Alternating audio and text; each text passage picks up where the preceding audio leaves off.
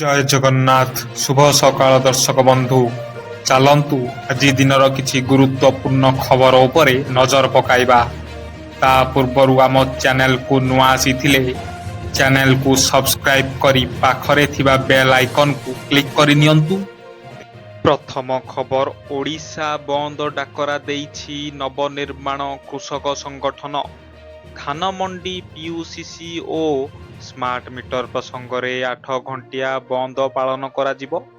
କଂଗ୍ରେସ ବନ୍ଦକୁ ସମର୍ଥନ ଜଣାଇଥିବା ବେଳେ ବିଜେଡି ମଧ୍ୟ ପରୋକ୍ଷରେ ସମର୍ଥନ ଦେଇଛି। ଅନ୍ୟପଟେ ନକଲି ଚାଷୀଙ୍କ ଆନ୍ଦୋଳନ କହି ତାଚ୍ଛଲ୍ୟ କରିଛି ବିଜେପି। ତିନୋଟି ପ୍ରସଙ୍ଗକୁ ନେଇ ବନ୍ଦ ଡାକରା ଦେଇଛି ନବନିର୍ମାଣ କୃଷକ ସଂଗଠନ। ଧାନମଣ୍ଡିରେ ଅବ୍ୟବସ୍ଥା, ପ୍ରଦୂଷଣ ନାଁରେ ଫାଇନ ଆଦାୟ ଓ ଟାଟା ପାୱାର ମନମାନିକୁ ବିରୋଧରେ ବନ୍ଦ ହେବ ପାଳନ। ଏହି 8 ଘଣ୍ଟିଆ ବନ୍ଦ ପାଳନକୁ ସଫଳ କରିବା ପାଇଁ ଆହ୍ୱାନ ଦେଇଛି ଏହି ଚାଷୀ ସଂଗଠନ। ଏଥିପାଇଁ ଗତ 2 ଦିନ ହେବ କଟକ ଓ ଭୁବନେଶ୍ୱରରେ ବିଭିନ୍ନ ସ୍ଥାନରେ କାର ଓ ବାଇକ୍ ଶୋଭାଯାତ୍ରା ମାଧ୍ୟମରେ ଲୋକଙ୍କୁ ଅବଗତ କରାଯାଇଛି। ପରବର୍ତ୍ତୀ ଖବର, ପିୟୁସିସି ନଥିଲେ ବି ମିଳିବ ପେଟ୍ରୋଲ। ପିୟୁସିସି ନଥିଲେ ପେଟ୍ରୋଲ ମିଳିବନି, ନିର୍ଦ୍ଦେଶ ପ୍ରତ୍ୟାହୃତ। ଏନେଇ ହାଇକୋର୍ଟରେ ସତ୍ୟପାଠ ଦାଖଲ କଲେ ସରକାର। ପେଟ୍ରୋଲ ପମ୍ପଗୁଡ଼ିକ କେବଳ ପିୟୁସିସି ପାଇଁ କହିପାରିବେ, କିନ୍ତୁ ପେଟ୍ରୋଲ ଦେବାକୁ ମନା କରିପାରିବେନି।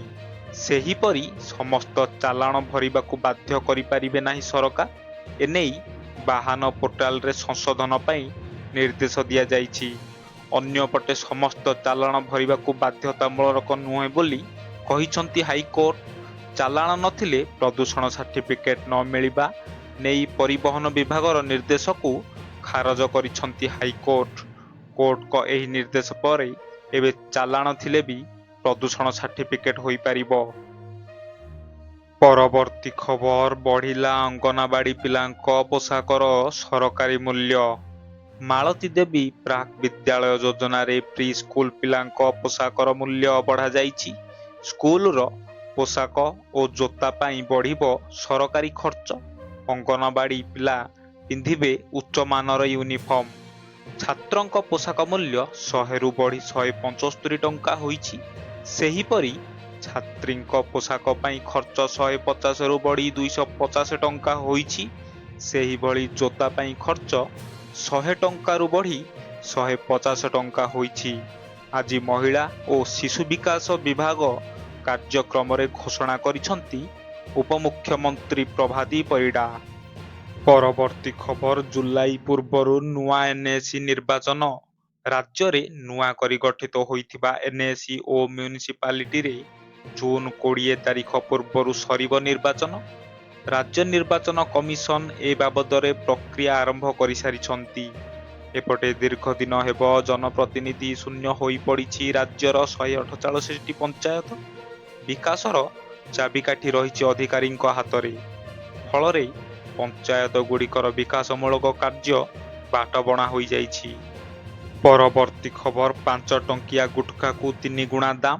ରାଜ୍ୟରେ ଗୁଟ୍ଖା, ତମାଖୁ ସହ ନିକୋଟିନ୍ ଯୁକ୍ତ ସାମଗ୍ରୀକୁ ନିଷିଦ୍ଧ କରାଗଲା ସତ, କିନ୍ତୁ ଆଖିଦୃଶିଆ ଆକ୍ସନ ଅଭାବରୁ ଚାଲିଛି କଳାବଜାରୀର ସାଂଘାତିକ ଖେଳ। ଚଢ଼ା ଦରରେ ବିକୁଛନ୍ତି 5 ଟଙ୍କିଆ ଗୁଟ୍ଖାକୁ। କୋଟି କୋଟି ଟଙ୍କାର ମାଲକୁ ଷ୍ଟାକ୍ ମାରି ଗୁଟ୍ଖା ଆସକ୍ତ ଗ୍ରାହକଙ୍କୁ ଲୁଟୁଛନ୍ତି। ଏସବୁ ଭିତରେ ଆକ୍ସନ ମୋଡକୁ ଆସି ଭୁବନେଶ୍ୱରରେ ବିଭିନ୍ନ ଗୋଦାମରେ ଛାପ ମାରି ବିପୁଳ ଗୁଟ୍ଖା ଜବତ କରିଛି ପୋଲିସ। ହେଲେ ରାଜ୍ୟରେ କେତେ ପ୍ରଭାବ ପଡ଼ିଛି 5 ଦିନ ତଳେ ଘୋଷଣା ହୋଇଥିବା ଗୁଟ୍ଖା ବ୍ୟାନ୍। ପରବର୍ତ୍ତୀ ଖବର, ଆଉ ଶୁଭିବନି ଅରିଜିତଙ୍କ ସ୍ୱର। ବଲିଉଡର ଲୋକପ୍ରିୟ ପ୍ଲେବ୍ୟାକ୍ ଗାୟକ ଅରିଜିତ ସିଂ ମଙ୍ଗଳବାର ଏକ ବଡ଼ ଘୋଷଣା କରି ସମସ୍ତଙ୍କୁ ଚକିତ କରିଦେଇଛନ୍ତି। ସେ ଚଳଚ୍ଚିତ୍ର ପାଇଁ କଣ୍ଠଦାନ ବା ପ୍ଲେବ୍ୟାକ୍ ସିଙ୍ଗରକୁ ଅବସର ନେଉଥିବା ଜଣାଇଛନ୍ତି। ସୋସିଆଲ ମିଡିଆରେ ଏକ ପୋଷ୍ଟ କରି ସେ ଏହି ସୂଚନା ଦେଇଛନ୍ତି। ଅରିଜିତ ଲେଖିଛନ୍ତି ଯେ ସେ ଆଉ କୌଣସି ନୂତନ ଚଳଚ୍ଚିତ୍ର ପ୍ରୋଜେକ୍ଟରେ ଗୀତ ଗାଇବେ ନାହିଁ। ଏହି ଯାତ୍ରା ସଫଳ ରହିଥିଲା ଏବଂ ସେ ଏଥିରୁ ଓହରି ଯିବାକୁ ଚାହୁଁଛନ୍ତି। ବଲିଉଡରୁ ଦୂରେଇ ଗଲେ ମଧ୍ୟ ସେ ସଙ୍ଗୀତ ସାଧନାରୁ ଦୂରେଇବେ ନାହିଁ। ସେ ପୁଣି ଥରେ ଭାରତୀୟ ଶାସ୍ତ୍ରୀୟ ସଙ୍ଗୀତକୁ ଫେରିବାକୁ ଚାହୁଁଛନ୍ତି ଏବଂ ନୂଆ କିଛି ଶିଖିବାକୁ ଇଚ୍ଛୁକ ଅଛନ୍ତି। ପରବର୍ତ୍ତୀ ଖବର, ଭାରତୀୟ ରେଳବାଇ ଉପରେ 9 ଲକ୍ଷ ଟଙ୍କାର ଜରିମାନା ଆଦେଶ ଦେଲେ କଞ୍ଜ୍ୟୁମର କୋର୍ଟ।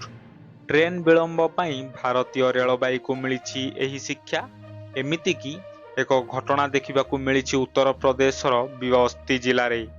ଆଉ 7 ବର୍ଷ ପରେ କଞ୍ଜ୍ୟୁମର କୋର୍ଟ ରେଳବାଇ ଉପରେ 9 ଲକ୍ଷ ଟଙ୍କାର ଏକ ବଡ଼ ଜରିମାନା ଲଗାଇଛନ୍ତି। ପରବର୍ତ୍ତୀ ଖବର, 10ମ ପାସ୍ କରିଥିଲେ ମିଳିବ ମୋଟା ଅଙ୍କର ଦରମା। ସମସ୍ତଙ୍କର ବହୁତ ଇଚ୍ଛା ଥାଏ ସରକାରୀ ଚାକିରି ଖଣ୍ଡେ କରିବାକୁ, କିନ୍ତୁ ହୁଏତ କାହାର ଭାଗ୍ୟ କାହାକୁ ମିଳିଯାଏ, ଆଉ କିଏ କିଏ ଅଧିକ ପରିଶ୍ରମ କରି ମଧ୍ୟ ଚାକିରି ଖଣ୍ଡେ ପାଇବା ପାଇଁ। କିନ୍ତୁ ବର୍ତ୍ତମାନ ଡାକ ବିଭାଗ ଆଣିଛି ସମସ୍ତଙ୍କ ପାଇଁ ସୁବର୍ଣ୍ଣ ସୁଯୋଗ। ପ୍ରାର୍ଥୀଙ୍କ ପାଇଁ ସର୍ବନିମ୍ନ ବୟସ 18 ବର୍ଷ ଏବଂ ସର୍ବାଧିକ ବୟସ 40 ବର୍ଷ। ସଂରକ୍ଷିତ ବର୍ଗ ପାଇଁ ବୟସ ଛାଡ଼ ପ୍ରଯୁଜ୍ୟ।